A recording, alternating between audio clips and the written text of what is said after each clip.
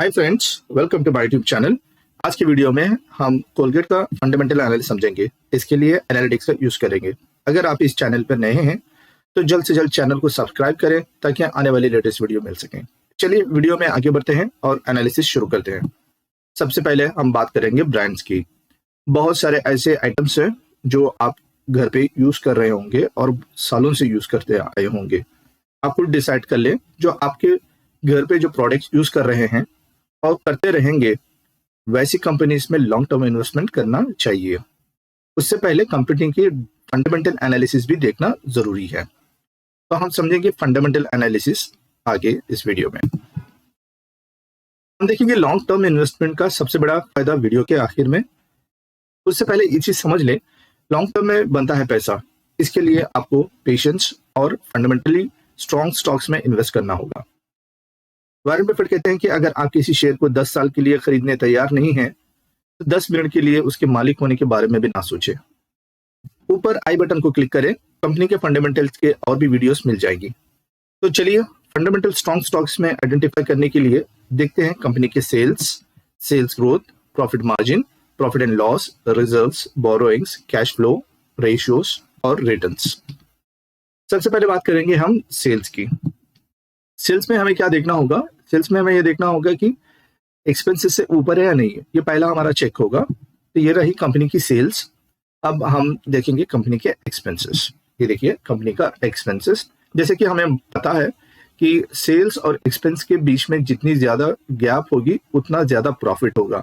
हाँ, याद रखें, एक्सपेंसेस या सेल्स के ऊपर या सेल्स के एकदम करीब में नहीं होना चाहिए।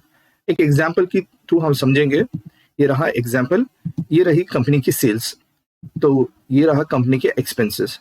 ऐसा बिल्कुल भी नहीं होना चाहिए। इसका मतलब क्या हो गया? कंपनी यानी पहले तो घाटे में चल रही है और कंपनी पैसा बना नहीं रही है और कंपनी की सेल्स से ज्यादा कंपनी के खर्च हैं। तो आगे देखना होगा कि सेल्स क्या नीचे से ऊपर की तरफ जा रहा है। तो ये रहा कंपनी का सेल्स। आप देख सकते हैं कंपनी की सेल्स नीचे से ऊपर की तरफ जा रहा है।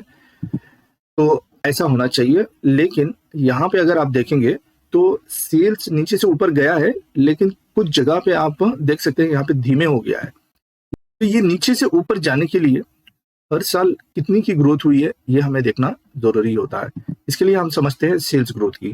तो ये करंट ईयर को हम माइनस करके प्रीवियस ईयर्स के साथ डिवाइड करते हैं, प्रीवियस ईयर से, और मल्टीप्लाई करेंगे 100 से। तो यहाँ पता चलता है कि कंपनी की एक पॉजिटिव नंबर मिलती है जिसको हम कहते हैं सेल्स ग्रोथ। ये अगर नेगेटिव निकलता है तो समझ लें कि कंपनी ने पिछले साल का सेल से इस साल की सेल यानी ज्यादा की है।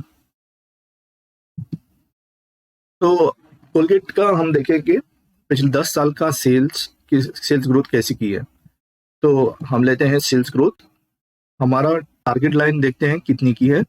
ये रही हमारी टारगेट लाइन 10% की। अगर आप देखेंगे तो कंपनी सिर्फ शुरू के 2 साल में यानी 10% के ऊपर सेल्स ग्रोथ दिखाई है, और बाकी 8 सालों में अगर आप देखेंगे तो कंपनी ने 10% से नीचे है और हाईएस्ट 7% आपको यहाँ देखने मिल सकता है। तो एवरेज ग्रोथ कितनी रही है, यहाँ राइट साइड में देखेंगे। एवरेज ग्रोथ है 5% के आसपास और हमारा टारगेट लाइन है 10% की। यानी कंपनी ने सेल्स ग्रोथ उतनी की नहीं है पिछले 8 से 10 सालों में। आगे हम बात करेंगे ऑपरेटिंग प्रॉफिट मार्जिन की।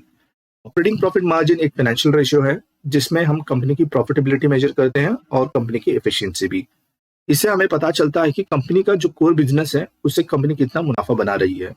ये ऐसा टूल है जहां पे हम कंपनी की जो प्रॉफिट बनी है, ये कॉम्पिटिटर की प्रॉफिट मार्जिन को यानी आप कंपेयर कर सकते हैं और पता कर सकते हैं कि कंपनी दूसरी कंपनी से कितना बेहतरीन परफॉर्मेंस कर रही है। ऊपर आई बटन को क्लिक कर लें और कॉम्पिटिटर्स के वीडियोस भी आपको यहाँ पे मिल जाएगी। ये ऑपरेटिंग प्रॉफिट मार्जिन को कैसे कैलकुलेट किया जाता है, यहाँ हम डिवाइड करेंगे ऑपरेटिंग प्रॉफिट को रेवेन्यूज के साथ और मल्टीप्लाई करेंगे 100 के साथ, और इसे हमें एक पॉजिटिव नंबर मिल जाता है और हमें चाहिए मिनिमम 15% की। तो हम देखेंगे कि कोलगेट का 10 ईयर्स का ये ऑपरेटिंग प्रॉफिट मार्जिन कितना है और हमारी टारगेट लाइन कितनी है। तो लेफ्ट साइड के चार्ट में हम पहले देखेंगे हर साल कितना दिया है। तो यहाँ कंपनी 21% से लेके 29% का दिया है और हाईएस्ट 31% है, लोएस्ट 19% है और हमारी टारगेट लाइन है 15% की, यानी 15% से ऊपर देना चाहिए था। और एवरेज अगर देखते हैं तो एवरेज की बात करेंगे तो 25% यानी लोएस्ट है जो 10 सालों में है और 3 सालों में 29 और 5 सालों का एवरेज 28% है और हमारी टारगेट लाइन है 15% की। यानी अगर आप दोनों चार्ट में देखेंगे तो पता चलेगा कि ये पिछले 10 सालों में यानी अबव द टारगेट यानी उसने अचीव किया है। ये टारगेट मैंने कॉपी कैन इन्वेस्टिंग का बुक से लिया है। तो अभी तक आपने चैनल को सब्सक्राइब नहीं किया है तो पहले चैनल को सब्सक्राइब करें और प्लीज इस वीडियो को लाइक करें। हम बात करेंगे प्रॉफिट एंड लॉस की। प्रॉफिट एंड लॉस एक इनकम स्टेटमेंट होती है, ये एक फाइनेंशियल डॉक्यूमेंट जिसमें कंपनी का इनकम और कंपनी का खर्च बताया जाता है और इससे हमें पता चलता है कि कंपनी क्या मुनाफा की है या कंपनी घाटे में है। तो हम आगे देखेंगे कि पिछले 10 सालों में कोलगेट ने किस तरीके से सेल्स बनाया है। आप देख सकते हैं यहाँ पे सेल्स की ग्रोथ हुई है और थोड़ा यहाँ पे थोड़ा सा धीमे नजर आ रही है, यानी ज्यादा ग्रोथ नजर नहीं आ रही है। यहाँ ये बात करेंगे हम कंपनी के खर्च। ये रहा कंपनी का ऑपरेटिंग प्रॉफिट, यानी खर्च वर्च जाने के बाद जो पैसा बचा है ऑपरेटिंग प्रॉफिट है। अब टैक्सेस वगैरह पे करने के बाद हम देखेंगे कि कंपनी ने कितना मुनाफा बनाया है, यानी नेट प्रॉफिट हुआ। ये रहा नेट प्रॉफिट। अब देखेंगे यहाँ पे हमें क्या देखना है, क्या हर साल नेट प्रॉफिट ग्रो हो रहा है यानी बढ़ रहा है या नहीं, पहले तो ये देखना होगा। दूसरा, इस नेट प्रॉफिट का इस्तेमाल कहाँ पे हो रहा है, तो कहाँ कहाँ हो सकता है ये हम देखेंगे। कंपनी अपने बिजनेस में इन्वेस्ट कर रही है, यानी अपने इक्विपमेंट्स को बढ़ा रही है और दूसरा ये डिविडेंड्स को पे कर रही है या अपने डेट्स हैं तो उसको क्लियर कर रही है या अपना रिजर्व्स हैं तो उसको बढ़ा रही है या फिर कोई कंपनी को एक्वायर कर रही है। ये नेट प्रॉफिट का ये जो येलो कलर की जो बार्स हैं वो कंपनी यहाँ पे इस्तेमाल कर सकती है। तो पहले हम समझेंगे रिजर्व्स कितना है और बोरोइंग्स कितना है और बोरोइंग्स क्या घट रहा है या बढ़ रहा है, ये हम समझते हैं कोलगेट के पिछले 10 साल का डेटा लेते हुए। लेफ्ट साइड में मैं समझाया हूँ आपको परसेंटेज वाइज, यानी कंपनी के जितने रिजर्व्स हैं उसके मुकाबले में कितना डेट है, ये हम परसेंटेज के थ्रू समझेंगे। और यहाँ पे हमारा टारगेट लाइन भी हमने सेट किया है, तो वो टारगेट से ज्यादा है या टारगेट से कम है ये समझ लेंगे। ये रहा कंपनी का यानी कंपनी का रिजर्व्स और ये रहा कंपनी का डेट। यानी अगर आप देखेंगे तो 6 साल डेट फ्री कंपनी नजर आ रही है और 4 सालों में सिर्फ कंपनी ने डेट लिया है।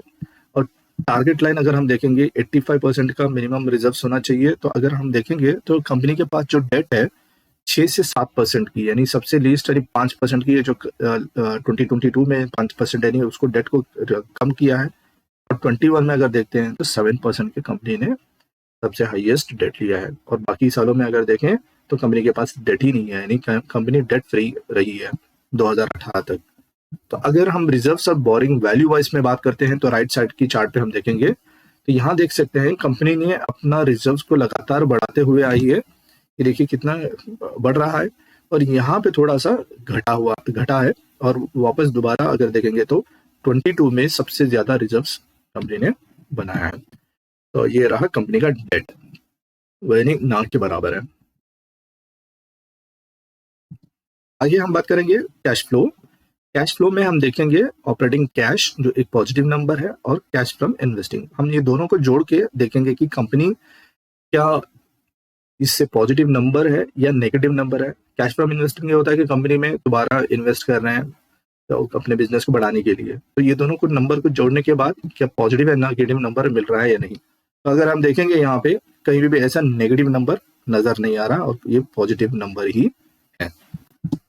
तो रेशियोस में हम 2 रेशियोस यहाँ पे देखना पड़ेगा, एक आरओसीई और आरओई। आरओसीई इसलिए हम देखेंगे क्योंकि कंपनी के पिछले 4 सालों में डेट है तो इसके लिए आरओसीई यहाँ पे देखना सही है। और आरओई पिछले शुरुआत के जो 6 साल है तो वो हम देखेंगे क्योंकि कंपनी के पास डेट फ्री रही है।